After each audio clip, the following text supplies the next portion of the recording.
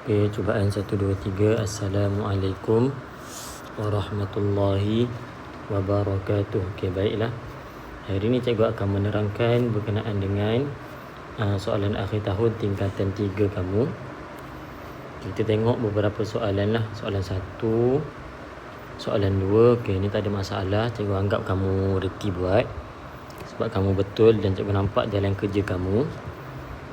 Okey, untuk soalan 3 pula, ini adalah berkenaan dengan poligon dalam bab poligon. Okey, dalam bab poligon ni cikgu ada beberapa nota yang cikgu ambil daripada internet. Cikgu rasa bagus juga nota ni. Okey, yang pertama, poligon ada dua ciri-ciri, terbahagi kepada dua lah. Sekata dan tak sekata. Kalau sekata tu dia punya sisi dia semua panjang. Kalau ni segi 4, segi 5, segi 6, semua sama panjang. Ciri-ciri poligon sekata.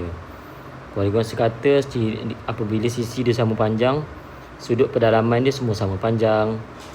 Okay, tapi kalau poligon tak sekata, sisi dia tak sama. Kamu tengok sini.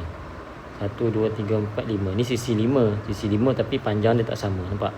Berbeza dengan sisi 5. Poligon 5 sisi kalau panjang dia sama. Nampak? Okay. Jadi sudut pedalaman yang ini yang satu ni. Setiap satu ni adalah sudut pedalaman. Sudut pedalaman ni sama. Yang ni sama dengan ni, sama dengan ni, sama dengan ni. Tapi bagi bentuk yang tak sama, poligon tak sekata, yang ini besar, yang ini kecil, yang ini lagi besar, nampak tak? Dia tak sama. Itu yang cikgu nak maksudkan. Okay, tapi kamu kena tahu kan, segi 4 sudut pedalaman, hasil tambah sudut pedalaman dia akan sama semua. Semua segi 4 sama. Tak kisah bentuk dia sekata ke tak sekata ke. Segi 5 dengan segi 5 semua sama. Contohnya ni hasil sudut pedalaman dia berapa? Berapa? 700 tu tak silap kot. 360 darab 3. Yalah 700 lebih kurang lah. 180 darab 3. 500 lebih. Ini pun akan jadi 500 lebih. Hasil tambah sudut pedalaman dia. Okey, tak apa, tu biar dulu. Okey, yang kedua adalah ini nama-nama poligon. Bilangan sisi dia 3, kita panggil segi 3. Bilangan sisi 4, segi 4. Kalau ni segi 5, kita panggil dia pentagon, heksagon, heptagon, oktagon, nonagon dan juga dekagon. Okay, ini nama-nama sahajalah berdasarkan bilangan sisi dia. Okay, ini adalah formula-formula yang familiar, yang biasa kita gunalah. Okay, kamu tahu kan, kalau separuh bulatan, satu bulatan kan 360. Jadi kalau separuh bulatan 180, betul kan sudut dia. Jadi X tambah Y 180 lah. Okay, ni cikgu rasa kamu tahulah. Okay, ini adalah formula. Ni yang baru, mungkin bagi kamu. Hasil tambah sudut peluaran. Okay, kalau sudut pedalaman yang bahagian dalam, sudut peluaran dia panjangkan bentuk tu, yang sikit tu je sudut peluaran. Hasil tambah semua sudut peluaran bagi mana-mana bentuk pun adalah 360. Contohnya ni bentuk ni segi 5. Kan ada 5 lah sudut peluaran. Hasil tambah ke 5 tu adalah 360. Tapi kalau bentuk tu nanogon contohnya 9. Hasil tambah 9 sudut peluaran tetap 360. Sama Okay, tapi kalau sudut pedalaman pula, kalau sudut pedalaman, ini formula dia. Ini nak tak nak kamu kena hafal lah. N tolak 2 darab 180. Di mana N ni adalah bilangan sisi.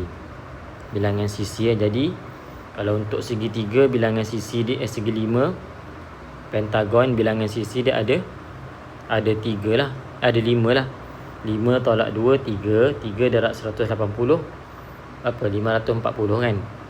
Okay, jadi sudut pedalaman semua sekali adalah 540. A tambah B tambah C tambah D tambah E ni 540. Tapi kalau bentuk ni adalah poligon sekata, poligon yang sama sisi, yang sudut pedalaman ni semua sama, Jadi kita boleh bahagi dengan bilangan sisi lah, ataupun bilangan sudut lah, untuk kita dapatkan berapa sudut, satu sudut ni berapa, bukaan ni berapa degree. Okay, faham ni nanti cikgu bagi kat kamu, cikgu nak minta kamu salin nota cikgu akan bagi dekat Telegram. Okay, berbalik kepada soalan tadi. Okay, jadi cikgu nak kamu tengok baliklah nota tu kan, kamu salin dan kamu tengok nota tu, baru kamu boleh kaitkan dengan soalan ni nantilah. Okay, okay, tak apa. Kamu sekarang ni kamu kena ingat dulu formula dan ingat dulu perbezaan sisi poligon sekata tak sekata, kamu kena faham dulu. Okey, jom kita buat soalan ni sama-sama.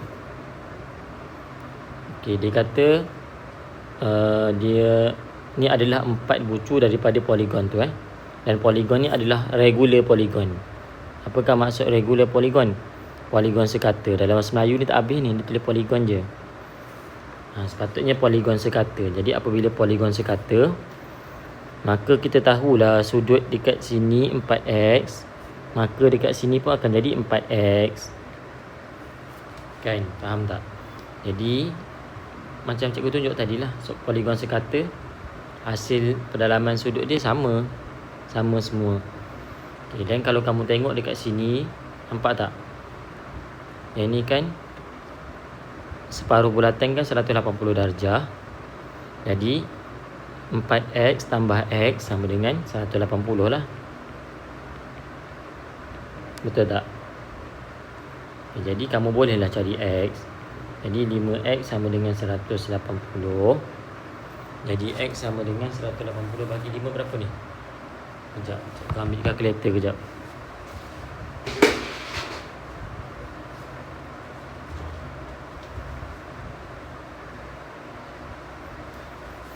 Okey, jadi x dapat 36. Okey, bila kamu dah dapat x, kamu dapatlah x tu 36, betul tak? Okey, jadi kamu nak tengok formula mana? Okey, tengok formula jumlah sudut peluaran. Kenapa kita guna formula ni? Sebab kita tahu kita nak cari ini adalah poligon berapa sisi, betul tak? Jadi kita boleh kata kita tak tahu berapa sisi dia. Kita katalah n sisi. N darab x sama dengan 360, betul tak? Macam ni lah tadi, macam ni. Kalau dia punya sisi dia sekata, poligon tu sekata, kesemuanya A, B, C, D, E ni akan sama ni. Betul tak? Ni. Sudut peluaran sama dengan 360 bahagi N. Jadi, sudut peluaran darab N sama dengan 360 lah. Betul tak? Boleh guna formula ni jugalah. Kalau sudut peluaran sama dengan 360 bagi N. Okey lah, cikgu tukarlah, takut kamu pening pula. Tapi benda tu benda yang sama je. Jadi sudut peluaran X sama dengan 360 bahagi N. Sekarang soalan nak cari berapa N, betul tak? Sudut X ni kita dah dapat tadi 36. Jadi kita masukkan sahaja 36 sama dengan 360 bahagi N. Jadi kamu ada satu unknown, ada satu equation, boleh selesai lah. Pindah ni. N sama dengan 360 bahagi 36. Dapatlah 10. Jawapan dia C. Okey, faham Okey, ni faktor sepunya terbesar. Okey, ni macam mana cikgu nak ajar kamu? Okey, tak apa, cikgu terangkan secara mudahlah dulu Cara mudah dulu Okey, faktor ni apa? Apa sebenarnya faktor?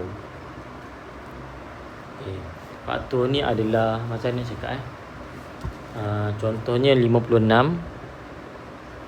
kan. Nombor apa yang boleh menghasilkan 56 ni? Dengan hasil darab. Satu betul. Sebab apa? 1 darab 56. 1 darab 56 dapat 56. Jadi 1 dan 56 adalah faktor bagi 56. Faham tak? Itu maksud faktor Faktor ni nombor yang mana nombor tu boleh dibahagi. Nombor tu adalah macam ni. Nombor 56 ni boleh dibahagi dengan nombor ni. 56 bagi 56 bagi dapat 1. 56 bagi 1 dapat 56. Faham tak? Itulah faktor. Okey, jadi apabila soalan minta highest faktor sepunya terbesar. Faktor sepunya terbesar ni maksudnya sepunya ni sama kan, sama. Jadi faktor yang sama tapi yang paling besar. Contohnya kalau faktor 56 dengan 84, 1 darab 84, 1 pun faktor 84, 84 pun faktor 84. Jadi 1 ni kedua-duanya adalah faktor sepunya, faktor yang sama kan. 1 ni adalah faktor bagi 56 dan juga 84. Tapi macam mana kita nak cari faktor sepunya tapi yang terbesar, yang paling besar sekali? Faham tak? Okay, dia ada formula dia tapi tak apa. Untuk permulaan ni cikgu nak ajar kamu, bagi kamu faham dulu. Kita buat yang scratch dulu, yang awal dulu, yang nak bagi kamu faham je dulu. Okey. Kaedah mudah dia adalah kita senaraikan faktor-faktor bagi 56 dulu contohnya. Cikgu senaraikan faktor-faktor 56. Okey, cara kita nak senaraikan yang mudah adalah kita tulis 1. Sebab apa? Sebab 56 bahagi 1 dapat 56. Okey, 1 tulis kat sini, 56 tulis kat ujung. Tengah-tengah ni biar kosong. Sebab apa? Sebab kita nak tulis lagi tengah-tengah ni nanti 156. Kan, kamu tekan je kalkulator. 56 bahagi 1, 56. Faham tak? Dapat 56. Lepas tu kamu tekan pula, buat koma. Kamu tekan 52 pula. 56 bahagi 2. Dapat tak jawapan? Kalau dapat jawapan, maksudnya 2 ni adalah faktor bagi 56 jugalah. Okay, jadi cikgu tekan kalkulator, cikgu dapat jawapan. 56 bahagi 2, cikgu dapat jawapan 28. Tulis 28 kat sini. Faham tak? Kita tulis macam tu, style dia. Okay, lepas tu kita buat 56 bahagi 3 pula. Okay, cikgu tekan bahagi 3, cikgu dapat perpuluhan. Jadi kalau dapat perpuluhan, maksudnya 3 tu bukan faktor bagi 56. Okay, faham dah ke faktor sikit-sikit tu? Okay, kita try 4 pula. Kamu tekan 4, okay, dapat jawapan, dapat 14. Jadi 4 tu adalah faktor bagi 56. Jadi tulislah 4, kat sini tulis 14. Seterusnya tekan lagi, teruskan 1 per 1. 5, okay, 5 tak, sebab 5 dapat perpuluhan. 6 pula, 6 pun tak, 6 dapat perpuluhan. 7 pula, 7, okay, 7 dapat 8. Okay, jadi bila kamu tengok kat sini, nampak ni, yang ni 7, terus 8 kat sini, maksudnya dekat tengah-tengah ni dah tak ada apa-apa nombor dah lah. Sebab lepas 7 kan 8. Kita saja tinggal ruang kosong yang luas, supaya kalau nombor tu banyak, kita boleh tulis lah. Kalau nombor tu tak ada, tak apa, biar je. Sebab ini untuk conteng kamu je. Okay, jadi daripada sini kamu tahu, ini semua ada 8 nombor. Semua ini adalah faktor 56. Okay. Jadi kamu senaraikan pula faktor bagi 84. Jadi sama macam tadi, 84 kamu bahagi 1 dapat 84. Letak ujung sikit.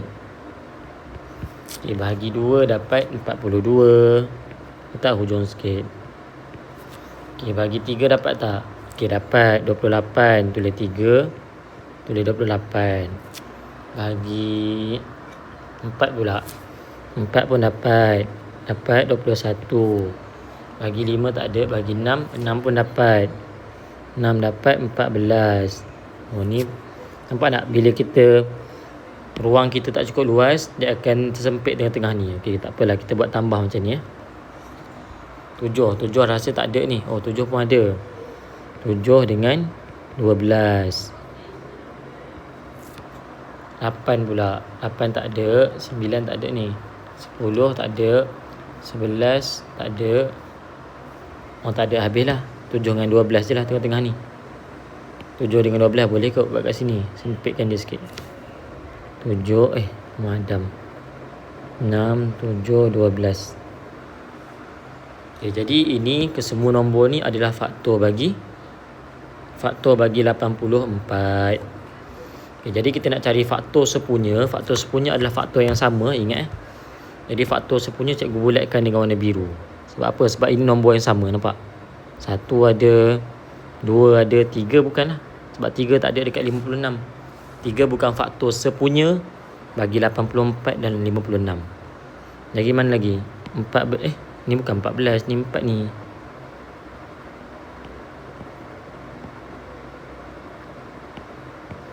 Okay, jadi yang ada 4, 7, apa lagi? 8 tak ada, 14 ada. 28 ada, 56 tak ada. Okay, kita dah bulatkan semua faktor sepunya, faktor yang sama. Jadi antara faktor-faktor sepunya ni, mana faktor sepunya yang paling besar? Jawapan dia 28 lah, yang paling besar sekali. Sebab tu jawapan dia 28. Kenapa jawapan ni buat 30 tak betul lah ni.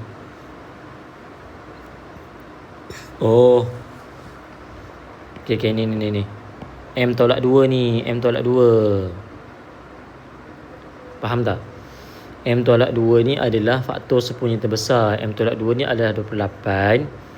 Jadi M sama dengan 28 pindah negatif 2 ni, tambah 2, dapatlah 30.